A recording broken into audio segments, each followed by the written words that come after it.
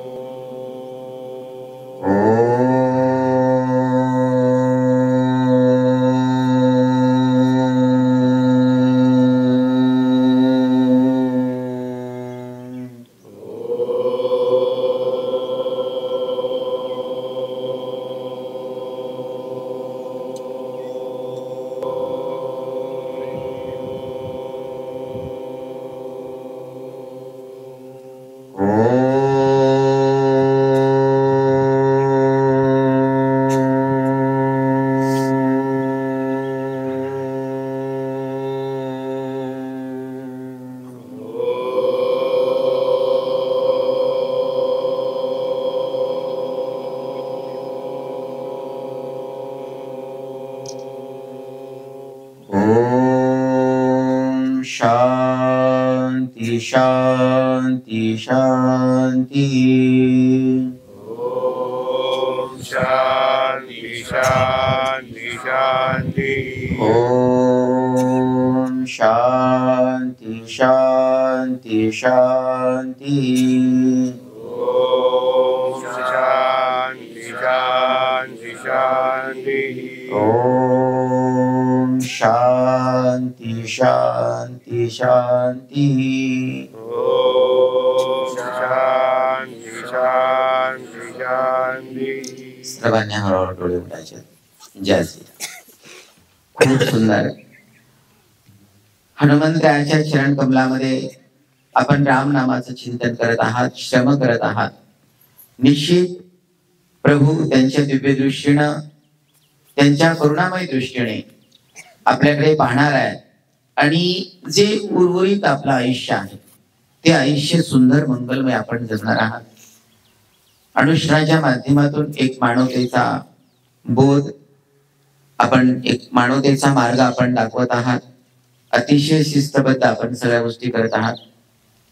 भगवान परमात्माचं चिंतन करत असताना मनुष्याची मनस्थिती, मानसिकता कशी असली पाहिजे, साधू संतांनी आपल्याला त्यांच्या काव्याच्या माध्यमातून म्हणा, कीर्तनाच्या माध्यमातून म्हणा, कथेच्या माध्यमातून म्हणा, त्यांचा बोध, प्रेरणा आपल्याला नेहमी मिळत गेलेली आहे किंवा आपण घेत गेलेले आहात। साधू संतांच्या चरण कमलामध्ये, सद्गुरूच्या सान्निध्यामध्ये जेव्हा आपण जातात तर हळूहळू आपले गुणदोष कुठेतरी कमी होतात आणि मला असं वाटतं चांगल्या गुणांची आपल्याला प्राप्ती होते, त्या सद्गुरूच्या चरण कमलांची गोडी लागते, ते सान्निध्य आपल्याला बरं वाटायला लागतं.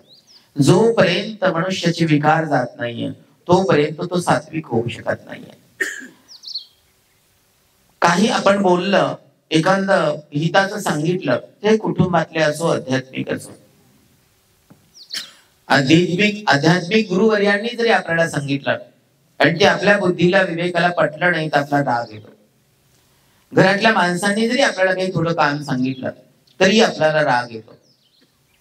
एकमेक जरी थट्टा मस्करीने काही थोडं बोलले तरी आपल्याला राग येतो. आणि जास्त राग येतो, ज्याला जास्त राग येतो त्याचं भगवंतावरती प्रेम कमी असतं, त्याला ऐकून घ्यायची त्याची इच्छा नसते. आणि ज्या लोकांना लवकर राग येतो त्या लोकांनी काय करायला पाहिजे? हो, मी चुकीचा, समोरची व्यक्ती छोटी का मोठी माहित नाही, ती व्यक्ती बरोबर बोलते.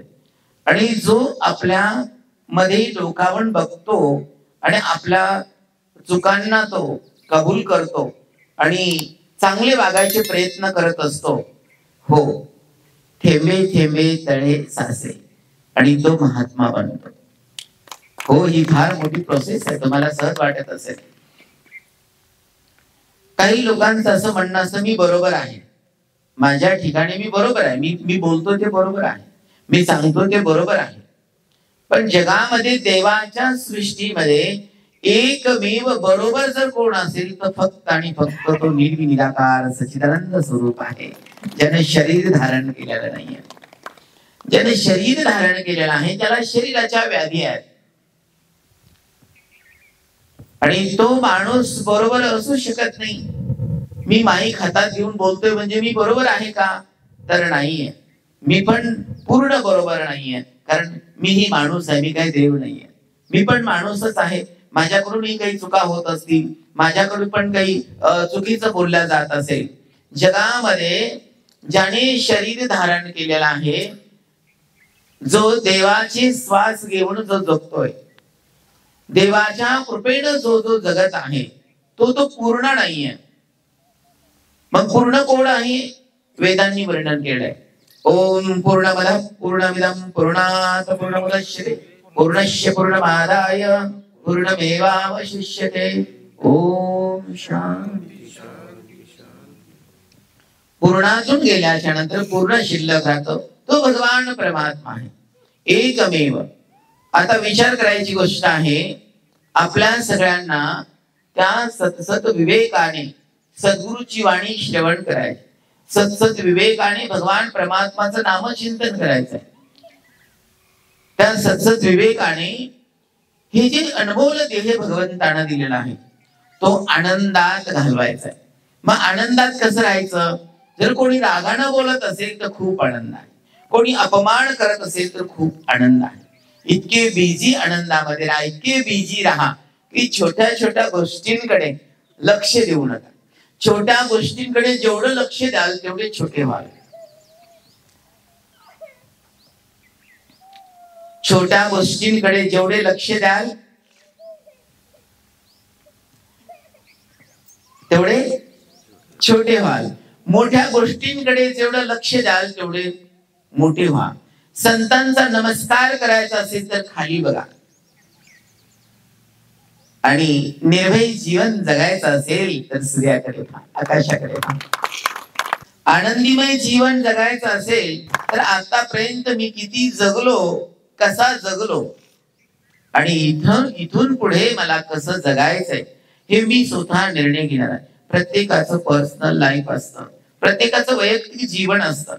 भगवान परमात्माकडे आपण गेला देवाच्या मंदिरामध्ये, आणि देवाच्या मंदिरात गेल्याच्या नंतर ना जीव असा आहे, मनुष्याचा आहे.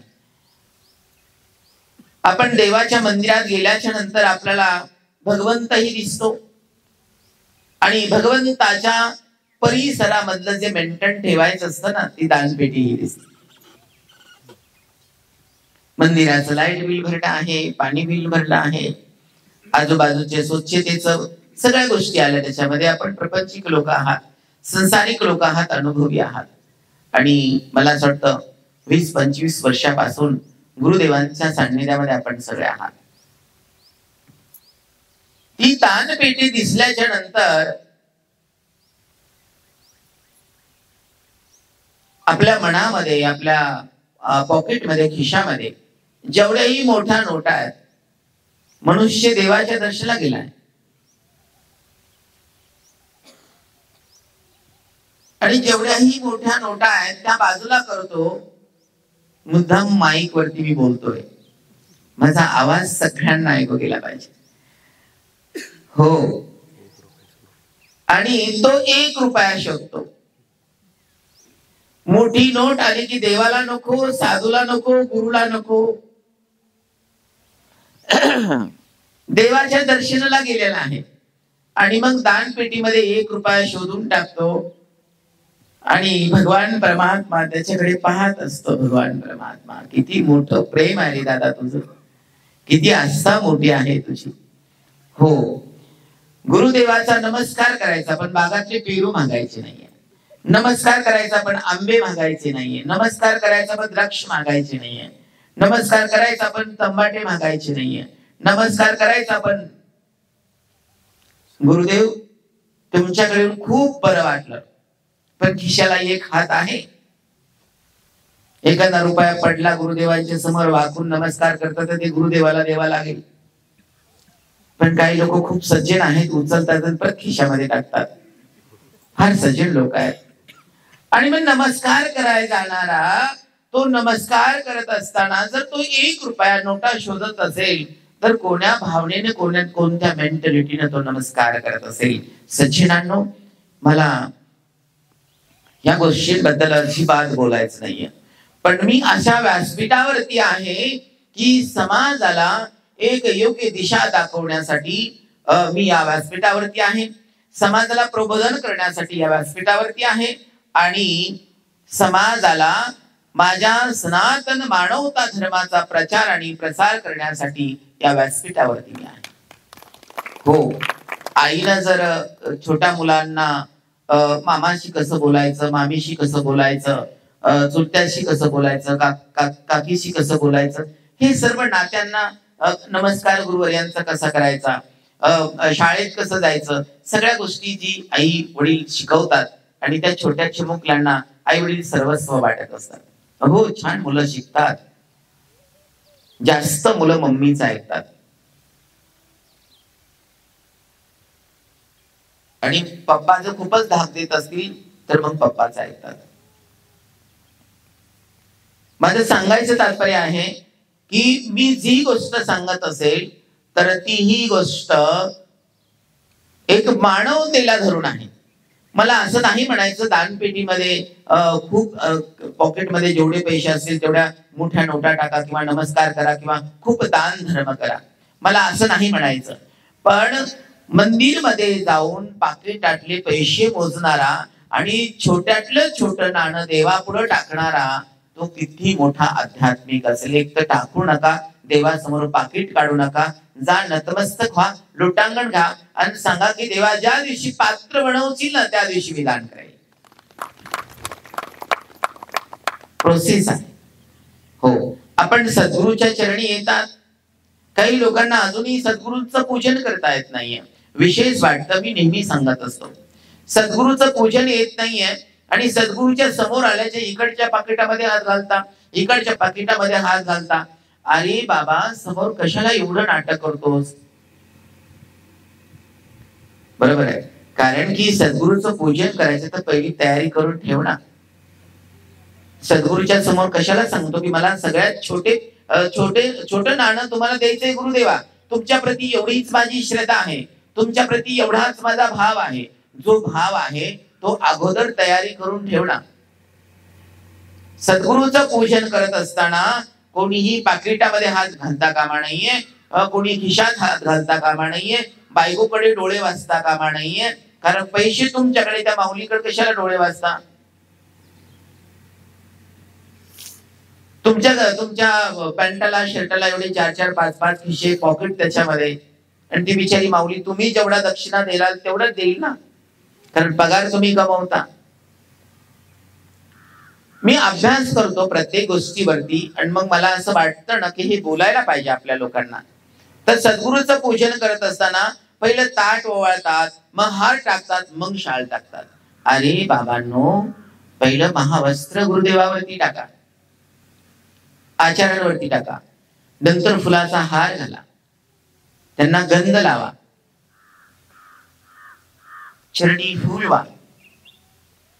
हो, आणि मग नवशन गालीन लोटांगण वंदीन चरण डोळ्यान पाहिन रूप तुझे प्रेमे अलंगीन आनंद पूजन भावे वाळीन म्हणे नम तमेव माताच पिता तमेव तमेव बंधूच सखा तमेव तमेव विद्या द्रवीण तमेव तमेव सर्वं मम देव देव. जेव्हा जेव्हा सद्गुरूचं पूजन करत असाल ना, त्या ब्रह्म चैतन्याला फक्त आणि फक्त विनंती करा, विनवणी करा.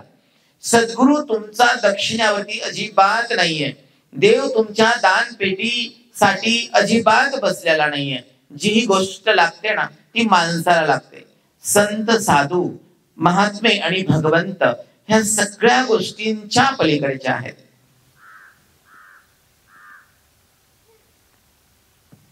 आश्रमाचं काहीच मेंटेन नाही. कशाला पैसे लागतील त्यांना सांगा तुम्ही. आश्रमात जास्त कोण राहतं, बरोबर आहे ना? कारण की घराचा घर मालक म्हणून घ्यायचंय ना, तर त्या घर मालकांना सर्व करायचंय. श्रीराम शक्तीपीठ आहे सर्व श्रीराम शक्तीपीठ ओल्यांचं, बरोबर आहे का नाही? पण सगळं मेंटेन कोणाला करायचंय? गुरुदेवांना करायचंय. तर पहिल्या प्रथम सद्गुरूवरती महावस्त्र टाकायला पाहिजे, फुलाचा हार घालायला पाहिजे, त्यांना गंध लावायला पाहिजे, चरण कमलामध्ये 2 फूल व्हायला पाहिजे, अक्षिता व्हायला पाहिजे, मग गुरुचा नमस्कार करायला पाहिजे. हार बायकोकडे,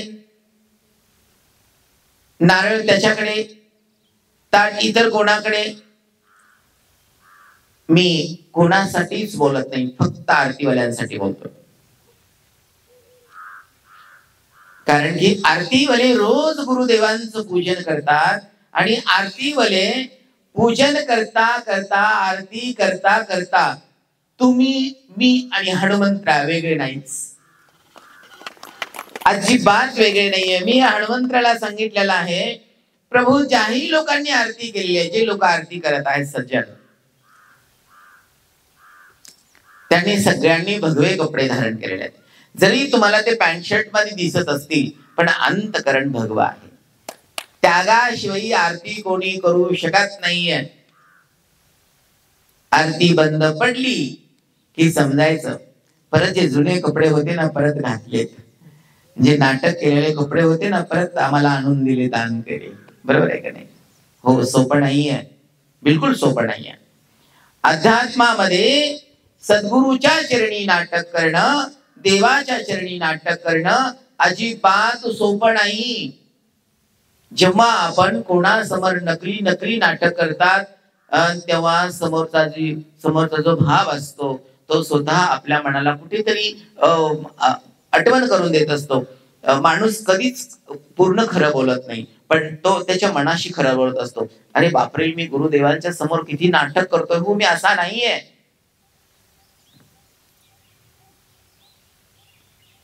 गुरुदेव तुम्ही बरे आहात का? अरे बाबा, तू चांगला वागशील तेव्हा तर मी बरं वाटेल मला. एखाद्या दारू पिणाऱ्याने यावान सांगा, गुरुदेव आनंद आहे ना? हो, आनंद आहे. तुला दारू पिऊन पाहून आनंद आहे.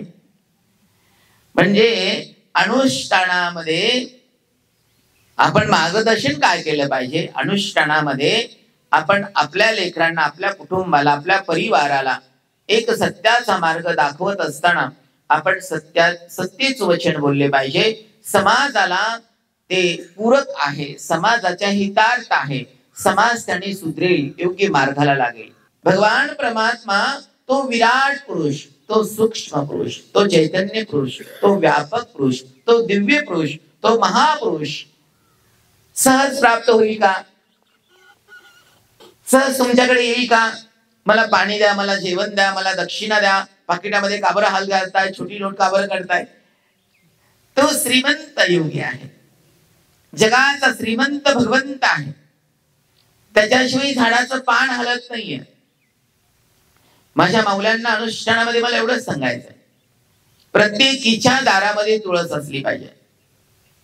आणि सकाळी ब्रह्ममुहूर्तावरती जेव्हा ती माऊली उठेल ना, तर त्या तुळशीला पाणी घालत असताना आपलं सूर्याकडे मुख असलं पाहिजे, तोंड असलं पाहिजे. आपण सूर्याकडे तोंड करून उभा टाकलं पाहिजे. आपल्या दारात तुळस असते आणि सूर्याला तुळशीला पाणी घालता घालता ते जल सूर्याला जात असतं.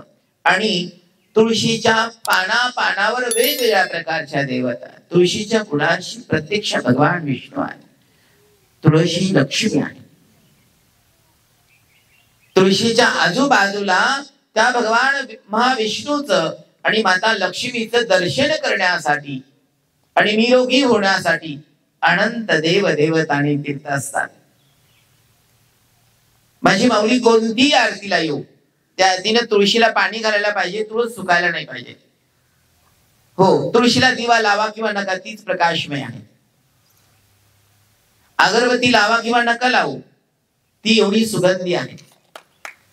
हो, पण तिला पाणी घालणं, तिला नमस्कार करणं अतिशय महत्वाचं आहे. आणि जी माऊली तुळशीला रोज पाणी घालते, जी माऊली तुळशीला रोज नमस्कार करते, हो, तुळस लक्ष्मी आहे. आणि धन संपदा, मान सन्मान, आरोग्य सर्व त्या माऊलीच्या साधनेनं घरामध्ये बरकत असते. ती कधीच आजारी पडत नाहीये. कारण आपल्या शरीरातलं पाणी कमी झालं तरच आपण आजारी पडतात ना. म्हणता ना, आपण देवासाठी जर एक पाऊल पुढे गेला तर देव 100 पावलं आपल्यासाठी आपल्याकडे येतो. तर रोज तुळशीला पाणी घालायला पाहिजे, तिथे थोडीशी रांगोळ काढायला पाहिजे. हो, कारण की तुम्ही तुळशीला पाणी घालतात, दारामध्ये रांगोळ काढतात, म्हणजे तुम्ही संत महंतांचं, अतिथीचं, भगवंताचं तुम्ही मंगल स्वागत करत असतात. भगवंत केव्हा आपल्याकडे सांगता येत नाहीये, कारण जी कोजागिरी पौर्णिमा आहे ना, त्या दिवशी माता भगवती आपल्या घरी येत असते. शिवरात्रीच्या दिवशी भगवंत आपल्या घरी येत असतो. शिव हा पूर्ण व्यापक आहे. तर आपण आपल्या धर्माचं पालन करत असताना, आपली स्वतःची उन्नती करत असताना भगवंताशिवाय आपली उन्नती प्रगती होऊ शकत नाहीये. कारण तुळस ही आरोग्याची देवता आहे. हो, आपल्या दारात असणं फार गरजेचं आहे. माझ्या प्रत्येक माऊलीला माझं सांगणं आहे, इथे आल्याच्या नंतर आश्रमामधली तुळस व्यवस्थित आहे का, आपण पाणी घातलं पाहिजे का, हो, नमस्कार करा, हो, तिला प्रदक्षिणा घाला. आणि कंपल्सरी आरतीवाल्यांनी मंदिराला प्रदक्षिणा घातली पाहिजे. ही पण साधना आहे. हो, आणि आपण सर्वांनी सद्गुरूचं पूजन करत असताना, आपल्या गुरुवर्यांचं पूजन करत असताना अतिशय अंतकरणामध्ये प्रेम भाव असला पाहिजे, डोळ्यामध्ये आनंद अश्रू असले पाहिजे आणि पूर्ण आपल्या शरीराचा कंप सुटलेला असला पाहिजे. की म्हणजे हा निर्विनिराकार सच्चिदानंद स्वरूप परब्रह्म परमात्मा माणसाच्या देहामध्ये माझ्या समोर आहे. हा गुरु म्हणून समोर आहे. हा देह धारण केला असला तरी हा देवच आहे. गुरु देव देव गुरु वर्णन केलंय महात्म्यांनी, महापुरुषांनी. गुरुर्ब्रह्मा गुरुर्विष्णू गुरुर्देवो महेश्वरा गुरु साक्षात परब्रह्म तस्मै श्री गुरुवे नमः. आपण मंगल भगवान परमात्माचं नामस्मरण करू. मी प्रभूंना विनंती करेल, भगवान परमात्मा अनुष्ठानाला जेवढे बसलेले आहेत, जेवढा श्रीराम शक्ती परिवार आहे, माझी पंचकृषी, माझा महाराष्ट्र, माझा दिव्य भारत आणि पूर्ण विश्व, हे भगवान परमात्मा त्यांना उदंड आयुष्य दे, आरोग्य चांगलं दे, त्यांच्या मनोकामना पूर्ण कर. साधूचा नेहमी त्यांच्या हृदयामध्ये सन्मान असला पाहिजे, प्रेम असलं पाहिजे. आपल्या धर्माप्रती प्रेम अभिमान असला पाहिजे. आपल्या देशाप्रती प्रेम अभिमान असला पाहिजे. आपल्या राष्ट्राप्रती प्रेम अभिमान असला पाहिजे. मुक्या प्राण्याप्रती दया असली पाहिजे. आणि प्रत्येकामध्ये बघण्याची ती ईश्वरीय दृष्टी असली पाहिजे. सर्वांना रामकृष्ण हरी. जय श्रीराम. राम हरे राम, राम राम हरे हरे, हरे कृष्णा कृष्णा कृष्णा हरे हरे हरे राम राम राम हरे हरे हरे कृष्णा कृष्णा कृष्णा हरे हरे हरे राम राम राम हरे हरे हरे कृष्णा कृष्णा हरे हरे हरे राम राम राम हरे हरे हरे कृष्णा कृष्णा कृष्णा हरे हरे